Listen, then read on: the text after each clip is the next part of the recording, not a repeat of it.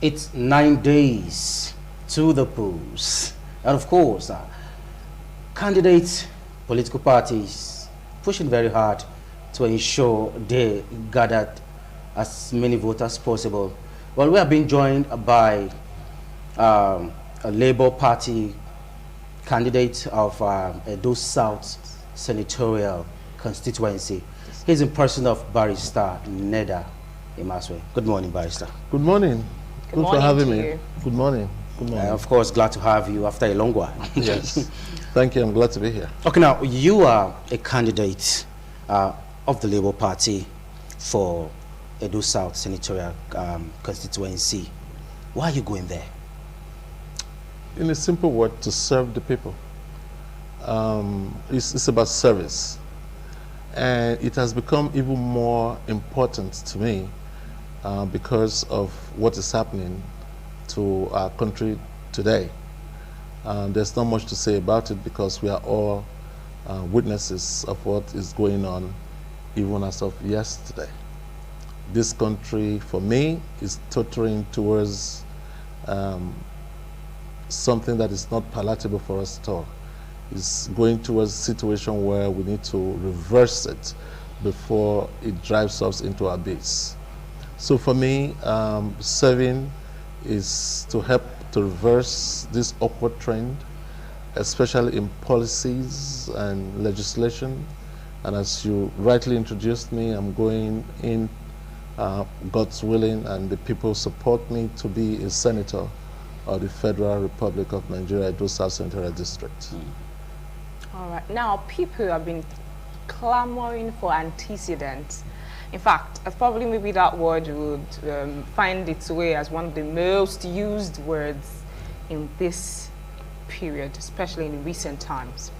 Now, what are some of your antecedents that you would like to let us know? What are some of the things that you have done before that you think will put you in a position that's most sellable amongst your fellow candidates?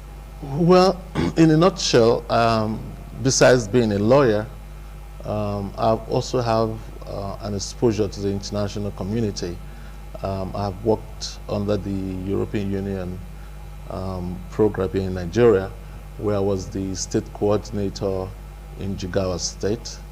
I've also worked through the World Bank in the C4 program in Asaba, where also as a legislative consultant was involved in the program of the federal government program of the single treasury account when it was just coming out to ensure that the corruption, which was endemic or which is still endemic in most of the MDAs, are curbed.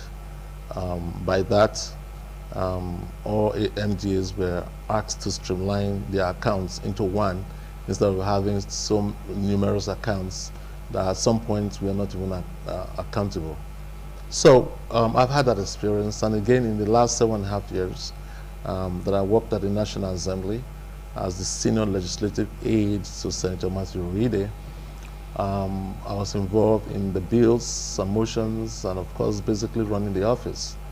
I have that experience. I will be one of those that will go there and hit the ground running because the bureaucracy, again, in the National Assembly is something that if you are not there, you wouldn't even know.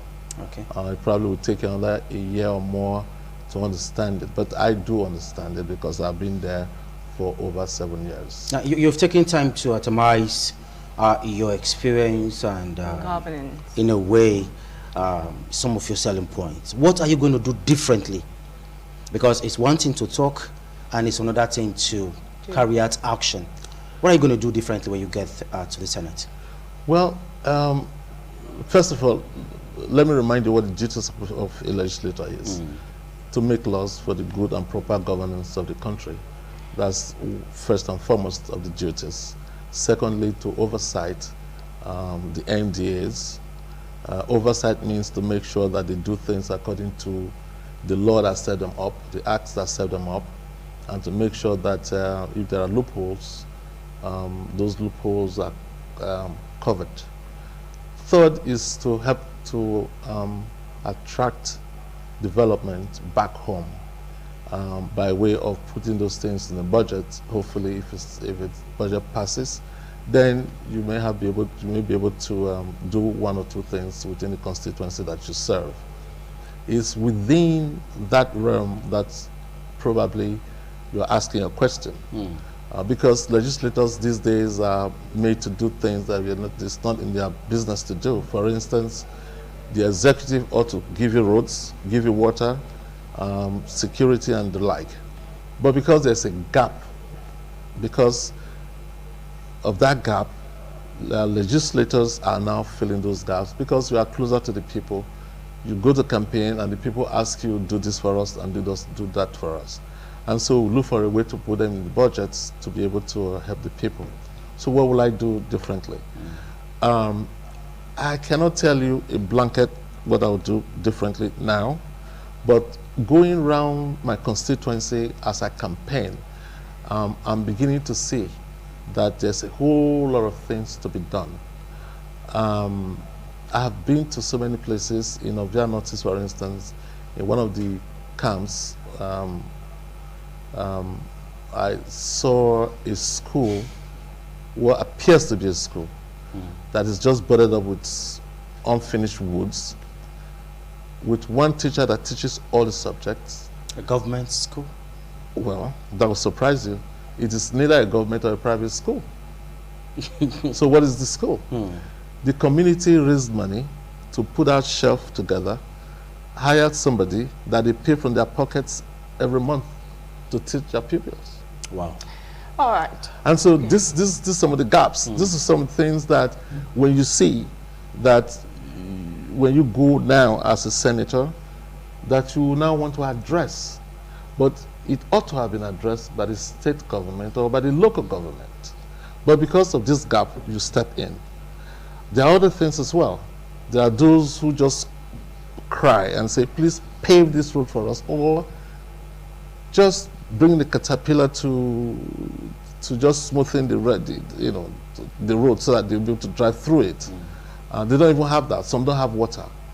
So it's a whole lot of things that you have to sit down comprehensively to look at them and see which one you're going to do over time. So to just say now, yes, I'm going to give you this road, I'm going to give you that water, I'm going to do this, it's not something I can say here because what is peculiar to a particular community is not peculiar to the other one. Community, yeah. So whatever it is that we can do within the resources available, yes, I would do.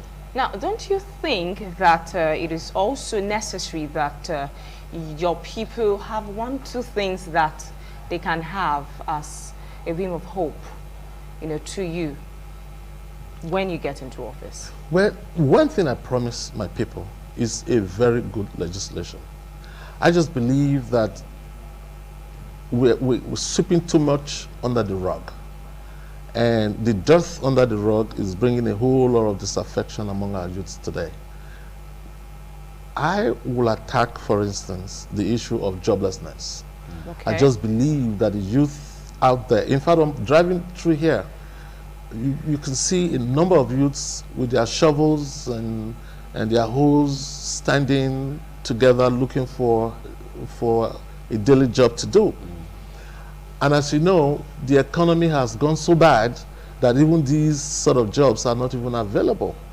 So as a legislator, we have to look for a way to make proper legislation, not just make legislation, but to also make sure that the executive, remember, who executes the legislation that you put up, are able to do so to be able to help the community.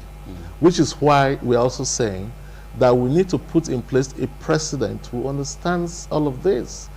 If you have a president who understands the economic indices, understands what needs to be done to be able to help to bring people out of poverty, then you will understand why you need to put someone like His Excellency Peter Obi as the president of this country. So should I say that you think that if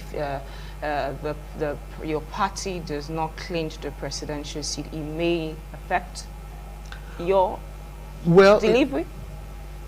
Well, like I said, we can make all the good laws that we can. It's now left for the president or left for the executive to execute it. I'll give you an example. The 8th and the 9th Senate, there's what they call the audit bill, which is a bill that is very important to us as a nation. This is a bill that ought to strengthen the office of the Auditor General of the Federation.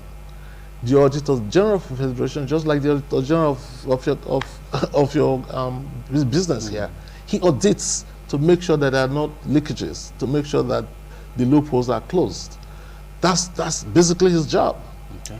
Now, that office is so underfunded to the extent that he can't even function reasonably well. How do you imagine such an agency having only 60 million naira as its own budget? What is he supposed to do with that? Okay, now let's now look at your party, the Labour Party.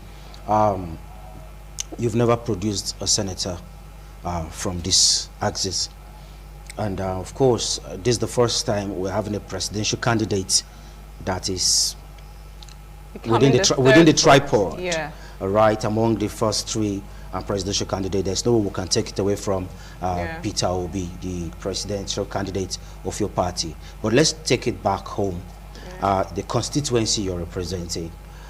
What are your chances, owing to the fact that this is the first time we're having a third force which you fall under and you are on the ballot? What are your chances, Barrister Neda? I think my chances are very good, and I say so because we all live in the same state and constituency, and we know the level of hunger. The level of hunger today is something that is unprecedented. We have not seen this before. And so the people are clamoring for a change. The change we're talking about is a change that will bring life back to us, a kind of fresh air. We need to breathe. It's as if this government have their knees on our necks, preventing us from breathing. And so before we die under it, we need to remove their knees off our throats or necks so that we can have a breath of fresh air. That we need to change this government. This government has given up, in my estimation. They don't have any clues as to how to revive the economy. They have no clue as to how to stem this restiveness among the youths. Yesterday, we all witnesses to what happened in Benin City here. This is not it's not spontaneous. It's been coming on. If you look at it very deeply, you will realize that this is a dearth of things that have been heaping on these youths to the extent now that there's an outburst. So we need to make sure that these things are curbed before they even become explosive. And yesterday's event, we pray doesn't occur again, and we all pray that it didn't go out of hand. Okay. So we pray that we change this government so that we have a government that is very proactive, we have a government that is very active, we have a government that is forward-looking, we have a government that can help the people get out of this economic doldrum that we are in. If we don't do that now, believe me, what we saw yesterday will just be a child's play. Now, I know Favor want to ask you a question, but just quickly react to this. It seems the Labour Party is a party for the youth, because most times when Labour Party people talk, it seems to an extent they are on the side of Nigerian youth. What will the elderly people benefit in your government? Well, that's not my assessment, that we are just only for the youth. That's the perception of some people. Yeah. Well, we are for the people. The Labour Party is for the Nigerian people. The youth, the middle class, or the middle-aged, and the elderly. They all have their own needs, and all these needs will be attended to. Our elderly people these days are neglected.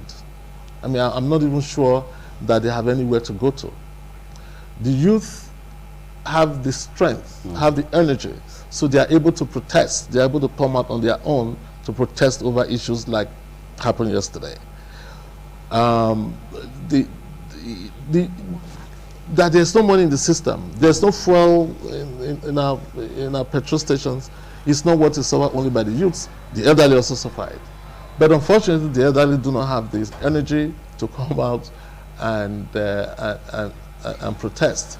So, Labour Party is there for everybody, whether the youth, whether the young, or whether the old, because we need to carry everybody along, and this country has to be good for all of us, so that we can have peace, so we can have development, so that we can have progress. All right. Now, you want to be a senator. Yes. For Edo South Senatorial District. Now, there's been this issue of senators, legislators in different, capacities, becoming inaccessible to the people as soon as they get into office. Now, how do you intend, or what is your arrangement you're going to put on ground to make sure that the man in that village, that the young guy in that rural area, not just the city alone, will be able to access you? Because these people, they are the ones that actually feel the situation. So how do you intend to relate to your people after you get into office? Well, that's a good one. I have said in many places, and I'll say it again here, that I'll probably be the only senator that will have its own constituency F office in each of the 7 local governments that falls under my constituency. Edo South District. Edo South Senatorial District. By doing that, the people within that senatorial district, within that local government, will be able to access my office, where I will have staff that will be there, that will be able to listen to them when I'm not there, because of course I'll be in Abuja. But at least whatever it is will be related to me. And then I also will be able to do a lot of town hall meetings. I will not be removed from people. I will not remove myself from the people. I will always interface and interact with them. Without bottlenecks in between? There should be no bottlenecks, because I'm campaigning now. Are there bottlenecks? They did not put any bottlenecks on my neck, so I shouldn't put anyone on my neck. We've always seen situations whereby it becomes they become very difficult to see, and begin to you have to see. No, this where Labour Party is different. We are bringing something different. We are bringing something new. We are bringing something. We want to change this narrative for good. It's not an ad hoc thing. It's something that we want to make permanent. How a government ought to be run. We want to teach it. We want to behave like it. We want to live it, so that people coming after us will have a cue, will have something to follow. So it's going to be something very different. We'll be close to the people who attend to the people. You talked about having offices in the 7 senatorial districts, local government, and of course having people attending to issues in your absence. Does it mean that you're going to remain in Abuja? Yeah. No. I will not remain in Abuja, but the bulk of work, they send me to Abuja to represent them. This is where I make my legislation. It's not by Zoom. I have to be there in person. But I also have time to come. That's what I'm saying. Okay. There could be holidays. There could be weekends. There could be reasons why I should come, and I'll be coming. So I just wanted you to. So you're going to be your home senator? Yes, of course, I'll be coming. They will see me as often as they can. My phone lines, I will never change my phone number, and I'll make sure also I will never change my phone number. Yeah, and I also have capable staff that will be able to help to liaise and to help to do my work now efficiently. on the ballot, before we let you go, Barrister, on the ballot, people are not going to see your name probably, and what should they look out for? As a symbol. That's at least that should be a guide to help them put their finger on the right place. So quickly. Thank you very much. We have a symbol of what we call the Papa, Mama, Pekin. That is a symbol of a father, mother, and a child, with LP written underneath it, and that is the symbol of Labour Party. All right, so they should please vote for Put it on us. top of Papa, Mama, and Peking. Yes, Papa, Mama, Peking, that's what you should vote for. Please vote for Labour Party. Yeah. Come February 25th, 2023 in the national election. For All right. those, Thank you yeah. so much, Barrister Neda Imaswa, for Thank taking you. time to come. And of course, we wish you all the best. Thank you. I appreciate it. I need that. All Thank right. you very much. Okay.